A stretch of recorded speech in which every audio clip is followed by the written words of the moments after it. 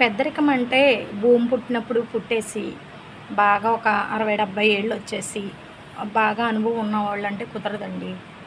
పెద్దరికం అనేది ఏ టైంలో కరెక్ట్‌గా మాట్లాడావో, ఎవరికి ఎంత న్యాయం చేశావో అనేదే పెద్దరికం అనేది.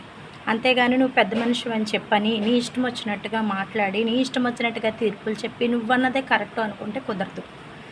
అనుభవం అనేది మనిషికున్న గుణం నుంచి వస్తుందండి. అంతే తప్ప నేను బాధ్యత తీసుకున్నాను, నాది పెద్దరికం అని అనుకుంటానికి కుదరదు.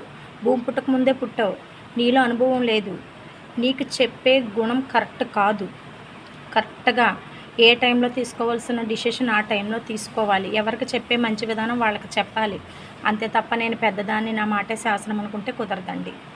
అనుభవం కలిగిన వాళ్ళు చిన్నవాళ్ళైనా, పెద్దవాళ్ళైనా సరే వాళ్ళ మంచి బుద్ధి ఉంటే వాళ్ళే పెద్దరికం. అంతే. అంతే తప్ప ఎవరు పడితే వాళ్ళు పెద్దరికాలు చేసేస్తే వయసుని బట్టి అయితే కుదరదండి. మంచి బుద్ధి, మంచి ప్రవర్తన, అలాగే మనకి మంచి నేర్పేవాళ్ళు అనుభవంలో చిన్నోళ్ళైనా, పెద్దవాళ్ళైనా చెప్పినప్పుడు అది ఖచ్చితంగా మనం స్వీకరించాలి. వాళ్ళ మంచి మార్గంలో మనం నడవాలి. ఒక చిన్న